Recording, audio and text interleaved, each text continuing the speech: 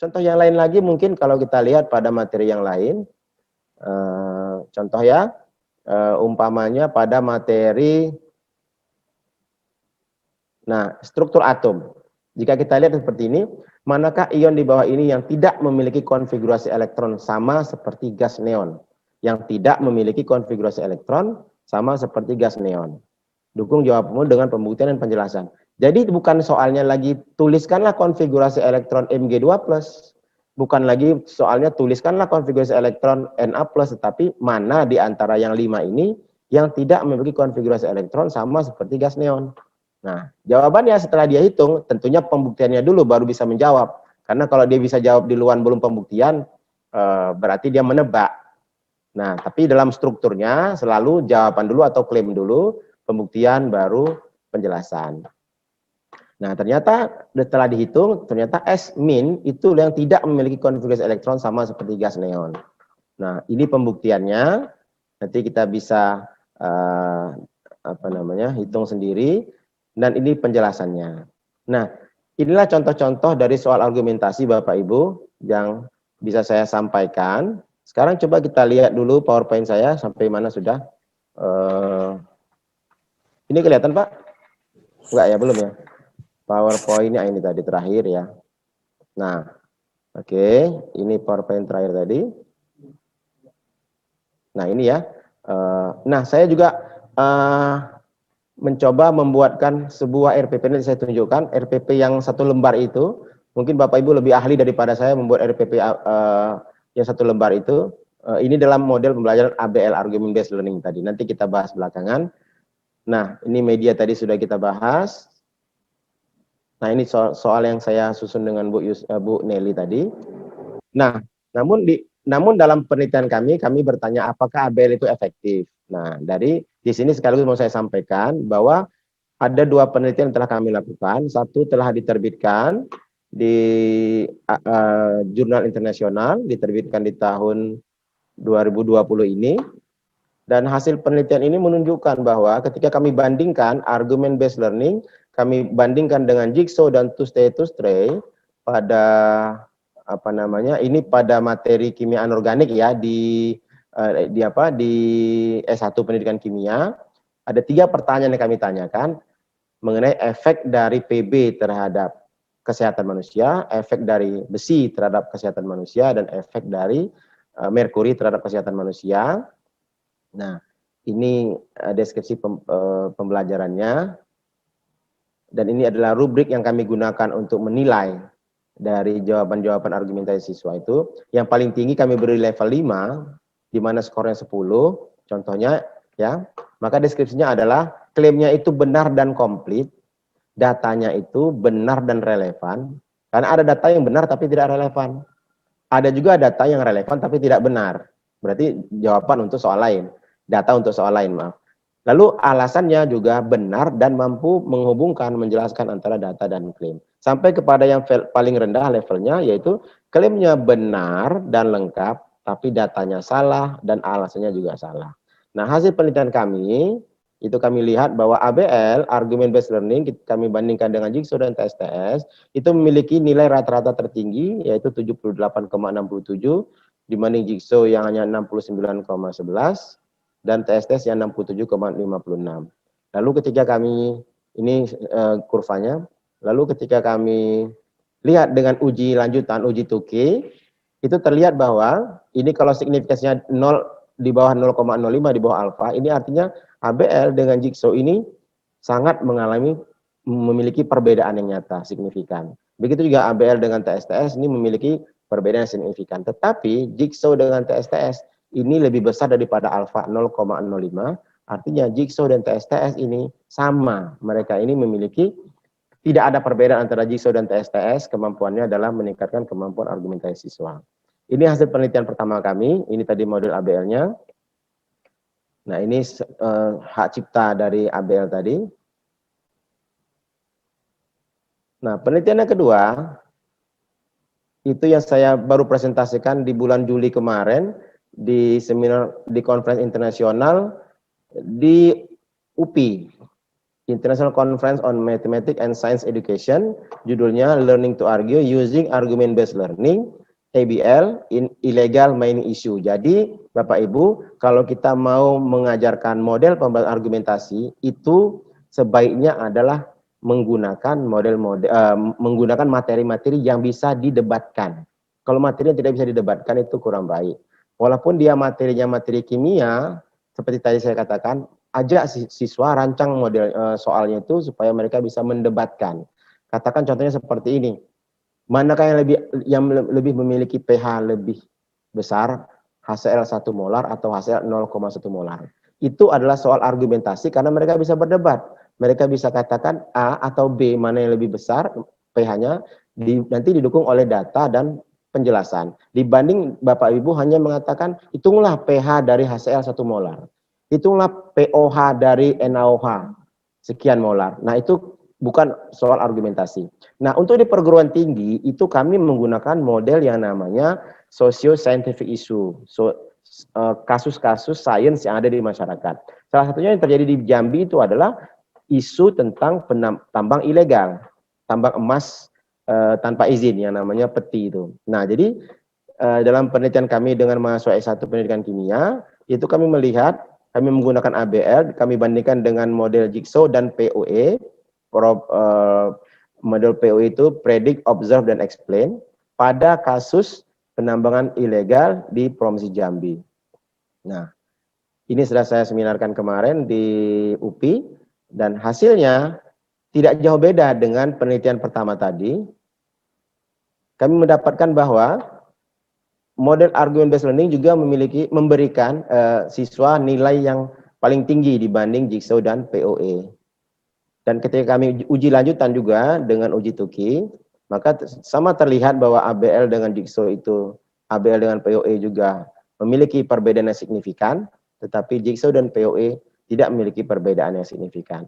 Dari sini kami semakin berkesimpulan bahwa model pembelajaran ABL ini sangat efektif dibandingkan model pembelajaran konvensional. Maknanya bukan konvensional ceramah ya, artinya model pembelajaran kooperatif yang sudah ada sebelumnya, tetapi tidak di well design, tidak sengaja dirancang untuk berargumen. Contoh seperti Jigsaw itu tidak dirancang untuk berargumen.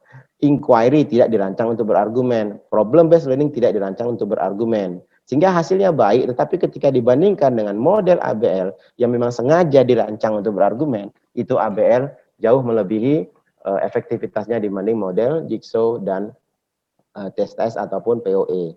Nah, jadi kami simpulkan penyebabnya adalah bahwa ya ABL itu lebih efektif dibanding Jigsaw, POE, dan sebelumnya tadi adalah TSTS karena ABL itu memberikan kesempatan yang berbeda dalam menggunakan waktu untuk berargumen dibanding model Jigsaw, POE, dan yang lainnya mungkin. Yang ke depan ini saya akan coba nanti bandingkan ABL dengan model yang lain seperti problem based learning ataupun inquiry. Nah, dan ini menyebabkan waktu yang digunakan untuk berdebat membuat argumentasi itu berbeda karena tahapan yang dimiliki oleh model-model pembelajaran itu tidak sama dalam memfasilitasi siswa berargumentasi. Saya kira demikian yang bisa saya sampaikan, semoga bermanfaat. Mungkin kita bisa lanjutkan dengan diskusi. Saya kembalikan ke Bu Nelly. Assalamualaikum warahmatullahi wabarakatuh. Waalaikumsalam warahmatullahi wabarakatuh. Ya, terima kasih kami ucapkan kepada Pak Haris atas materi yang diberikan. Selanjutnya kita buka sesi tanya jawab berkenaan dengan tema kita pada siang hari ini. Gimana ya teknisnya Pak Yadi? Mungkin 3 orang dulu. Mungkin 3 orang dulu ya. Bisa juga ditulis di chat. Ya, oke, nanti boleh. Kalau nggak bisa dijawab, boleh apa bisa kita bacakan. Ya, baik. Mungkin untuk Bapak Ibu yang ingin bertanya boleh diaktifkan. Raise hand aja. Ya, raise hand boleh. Silakan. Mungkin. Assalamualaikum. Waalaikumsalam ya Pak Antios. Saya mau nemui Pak Anu. Langsung apa nampung dulu nih? Kayaknya mungkin langsung aja deh Pak ya, biar enak. Oke, Ya, ya, Mas Gaga. ya. Assalamualaikum warahmatullahi wabarakatuh, Pak Hasibuan. Waalaikumsalam. Gini Pak, mau nanya karena sangat menarik tentang metode yang baru Pak uraikan tadi, ABL. Nah, saya mempertanyakan karena kita di SMA Pak, Ya. keterbatasan waktu debat itu kadang-kadang makan jam kawan Pak. Nah, untuk memanage itu gimana Pak? Iya. Ya itu ya. Langsung Bu Neli saya jawab. Iya, boleh Pak, silakan Pak. Ya. Jadi Pak Antios, ini fotonya nggak kelihatan nih, nggak kelihatan melihat wajah Pak Bapak ini. Biar kenal mana Pak wajahnya, tunjukkan Pak. Takut dia Pak. Nah itu. Pak, sudah. Alhamdulillah. Sehat Pak Antios? Ya, Sehat ya.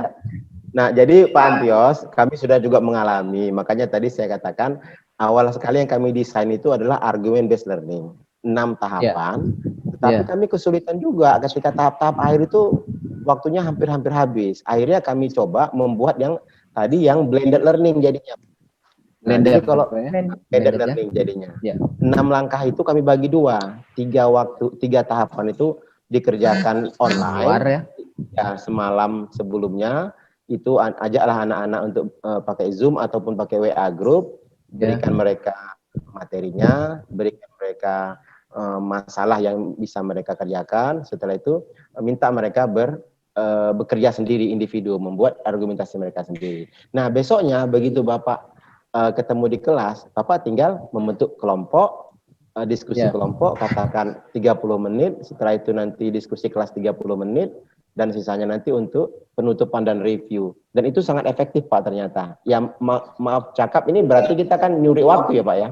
Nyuri waktu di online gitu loh.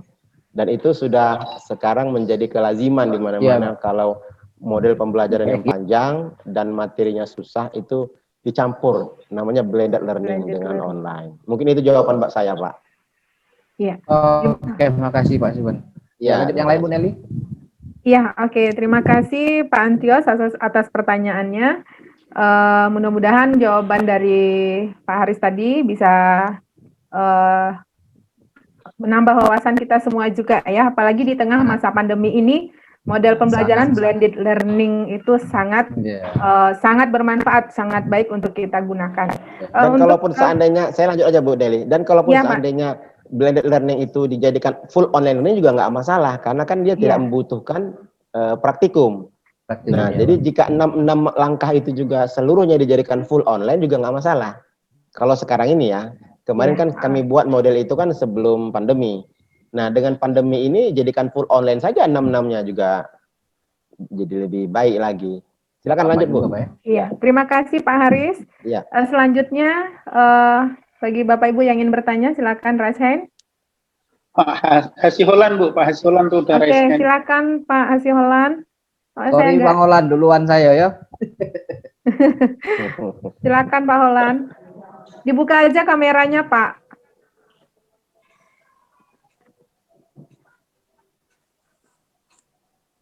Pak Holan, halo? Belum hidup mungkin tuh.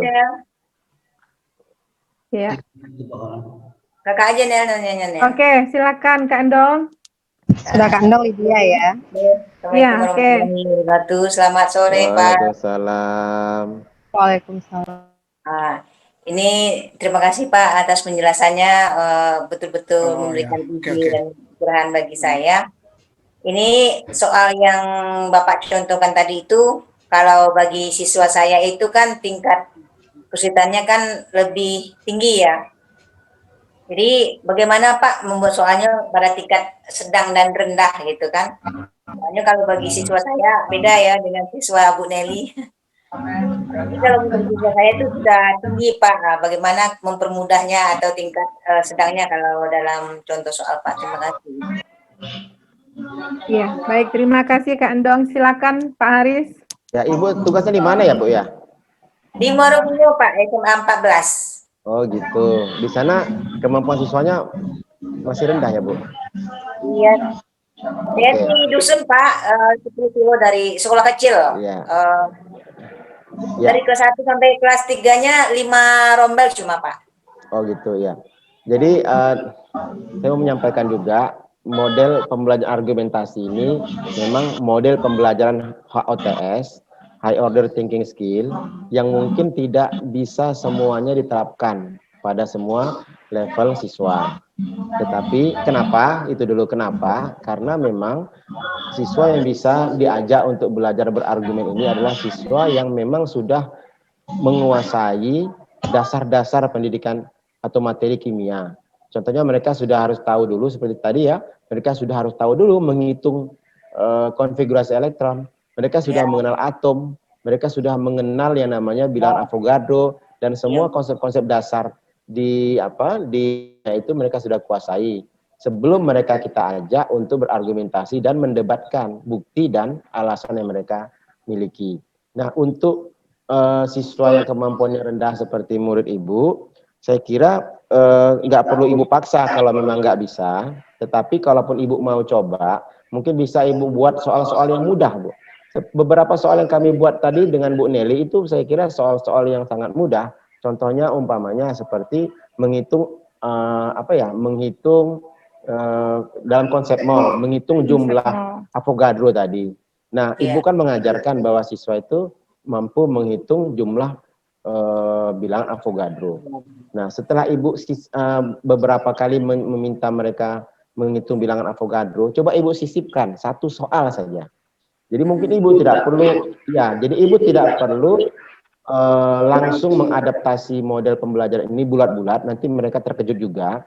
Mungkin coba mereka ajak dulu berpikir argumentasi. Selalu tanyakan mereka kenapa, mana buktinya. Nah, jadi secara logika bahwa orang yang mampu berargumentasi itu adalah orang yang mampu membuat klaim, pernyataan yang didukung oleh bukti dan alasan. Nah, tanpa itu berarti orang itu adalah namanya debat kusir. Nah, kalau kita lihat sekarang ini kan banyak orang debat kusir, Bu. Membuat pernyataan, tapi begitu ditanya buktinya, tidak ada buktinya. Lalu ditanya kenapa, pokoknya gitulah. Nah, itu kan banyak orang seperti itu, Bu ya. Nah, kalau seperti itu berarti orangnya debat kusir, bukan memiliki kemampuan argumentasi. Di dalam dunia sains, kemampuan seperti itu tidak ditolerir. Di dalam dunia sains, kita harus mampu memberikan sebuah klaim, pernyataan, judgement, pilihan, lalu kita dukung pilihan kita itu dengan data dan alasan. Mungkin saya sarankan untuk siswa ibu, latih dulu mereka mempelajari bagaimana berargumentasi. Selalu coba ibu tanyakan ke mereka, kenapa sesuatu terjadi, mana buktinya, apa alasannya. Jadi ketika ibu menjelaskan umpamanya tentang teori tumbukan, kenapa dua atom bisa bertumbukan. Nah, mungkin mereka bisa ibu ajak untuk berpikir secara analogi bagaimana dua kendaraan bisa bertumbukan, di mana momentumnya sama, kedua benda ingin menempati tempat yang sama pada waktu yang sama. Nah, jadi kalau ibu bawa mereka berpikir analogi, mungkin mereka mulai bisa berpikir apa buktinya, apa alasannya. Mungkin itu dulu saran saya, Bu. Setelah itu nanti, kalau mereka sudah mendapatkan feelingnya bagaimana berargumentasi, dan mereka sudah mulai enjoy untuk bisa berargumentasi, nanti coba ibu sisipkan 1-2 soal. Ketika itu ibu membuat soal, katakan begini, ibu ingin mengajarkan bagaimana menghitung normalitas dari sebuah senyawa atau larutan. Nah, setelah ibu minta, hitunglah umpamanya molaritas larutan HCl 1 liter umpamanya. Nah, ketika ibu minta mereka mungkin bisa menghitung. Lalu yang kedua menghitung, yang ketiga bisa menghitung. Lalu coba sisipkan di antara 3 senyawa tadi mana yang molaritasnya paling tinggi. Nah, mereka kan secara tidak sengaja nanti akan tergiring untuk berargumentasi. Jadi saran saya, ibu pelan-pelan saja disisipkan soal-soal argumentasi itu, tidak dipaksa. Saya kira gitu dari saya, Bu. Terima kasih. Iya, makasih. Ya, terima kasih Pak Haris. Kemudian Ya, terima kasih Bu Endong ya, Sofiatul yang biasanya panggilannya ini panggilan kesayangannya Endong. Mungkin saya ini kan sedikit, mungkin siswa di Morobungo ya hampir sama aja dengan di Kerinci. Saya juga kemarin menyusunnya juga mulai dari soal-soal yang sangat-sangat sederhana. Hanya inti tujuannya adalah untuk melatih kemampuan argumentasi tadi. Mungkin kita bisa mulai dari contoh-contoh soal juga, Kak. Mungkin itu tambahannya. Baik, terima kasih. Selanjutnya, Bapak Ibu yang ingin bertanya, silakan.